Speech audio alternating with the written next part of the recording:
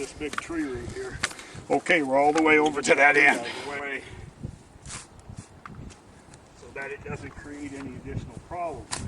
People had their lawn aerated, and what has happened here is the aerator obviously got down and cut the wire. Now this wire, original wire here, was installed by Invisible Fence Company, and they just didn't bury the wire deep enough to avoid problems with the aeration. If we had done this system, I did do parts of it. I came back and modified it for them, but I didn't replace all the wire. But if we had done this system, we wouldn't be running into this problem because our wire is buried plenty deep enough to avoid aeration tools. But as you can see, if you look over here and you see how shallow their wire is, you see it's only a couple inches under the ground there, which normally would be fine, but somebody comes through with an aerator, that's what you end up with. Okay, so I'm just using the hand axe to chop through. Back up a little bit, Clint, you're too close. To chop through this root here. And there, I'm all the way through now. As you can see, chop that out of the way.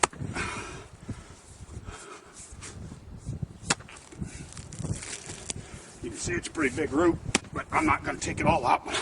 Just chop through a section there so that I can get the wire underneath the root without having a problem. Okay, what I'm going to do is now ready to make sure we have the wire cut where that last ding is, which is right there. We're going to cut that. We're going to put it back down in the ground with the wire hog. This is my wire hog, and if my son can turn the camera over here so we're looking at me, look at the wire hog down here. Okay, we're going to run the wire through this. I'm going to show you how I do it. Since I'm going to be pulling the wire out, I'm going to start it at the bottom and push it up through. Now it's in the top, and I'm going to take it back down here underground, and I'm going to go in that slit that I cut, and I'm going to pull that wire along in that slit until it comes to the end of the wire, which is right there. I pull the wire out, and there, go over there where you can get far enough away. Now turn around. Okay, and now what I did, the wire is back in this section, so I'm going to go ahead and close up this hole here, stop it down. I'm just going to walk that section, the cut down to where the wire is there. Then what I'm going to do is I'm going to go back over to this end, and I'm going to take that wire, put it on the ground here. I'm going to put my hands on it and see I've got a rough spot right there in the wire, so that's where I'm going to cut it. I'm going to cut the wire right there, and I'll reinstall a new piece. I need to take the shovel here and dig a little more because that wire's too short to work with on the end here. So we'll dig a little bit of that up so we got more wire to work with, like that right there. There we got a little more wire to work with. I'm going to go over here and get my roll of wire. Basically, I'm going to do the correction, or the repair knot here, where I tie these two pieces of wire together like that. That keeps any tension that comes on the wire trimmers from there pulling the splice apart. I'll trim them about ½ an inch off each end of one of these.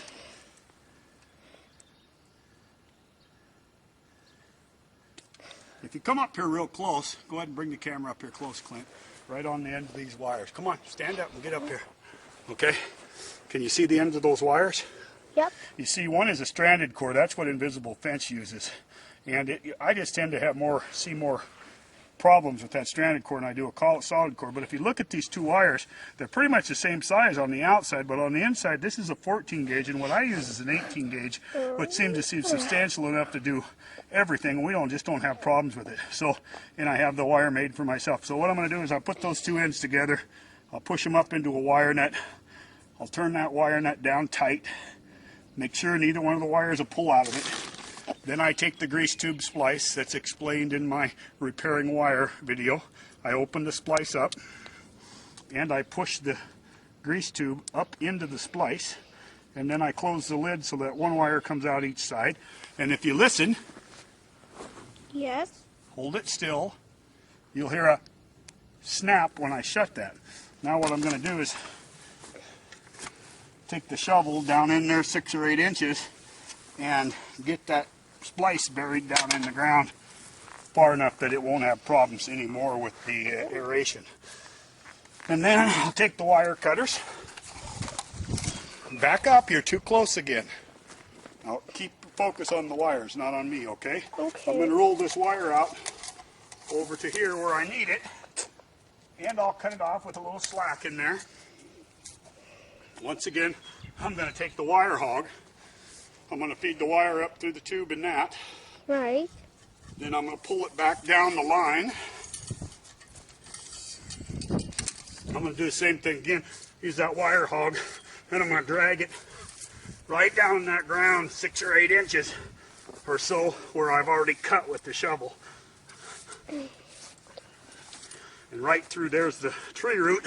I'm going to pull that through so it's underneath the tree root.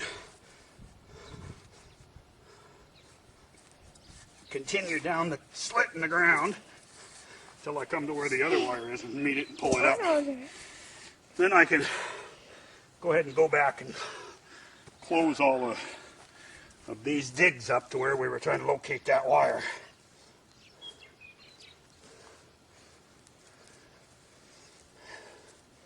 Push that back down in there, and then we'll stomp it down so it's flat again.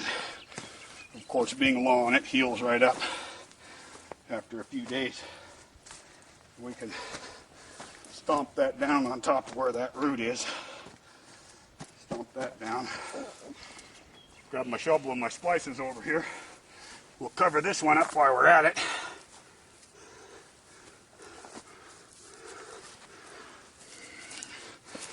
Stomp that down in there so it's nice and flat. We can go over, stomp down this cut in the ground. Can't hardly see it now. Back up a little bit, bud.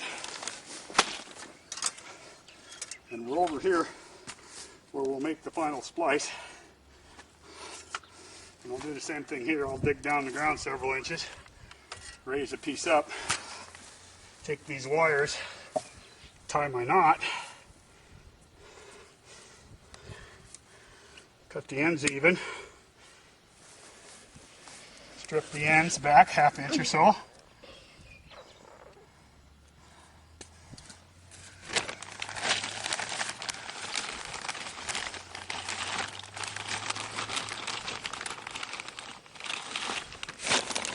Move your tube out.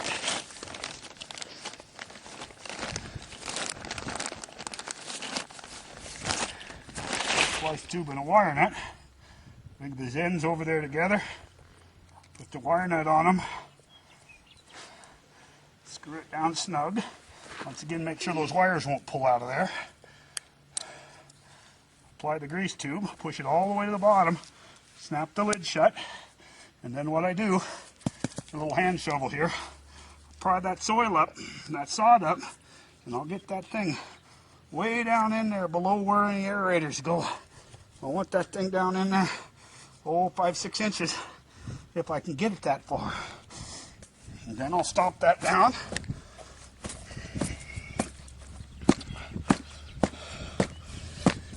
And you see I've got my cut. I'll take the camera from my son there, who's doing a good job, and you'll see, we'll set our tools back here.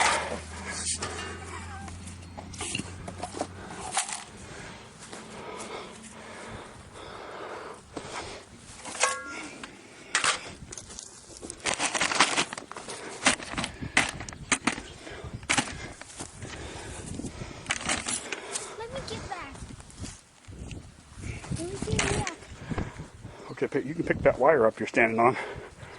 Okay, I want to take you along and show you here. Right here where my foot is, that's where I originally found the wire. And you can just barely see the cut in the ground there.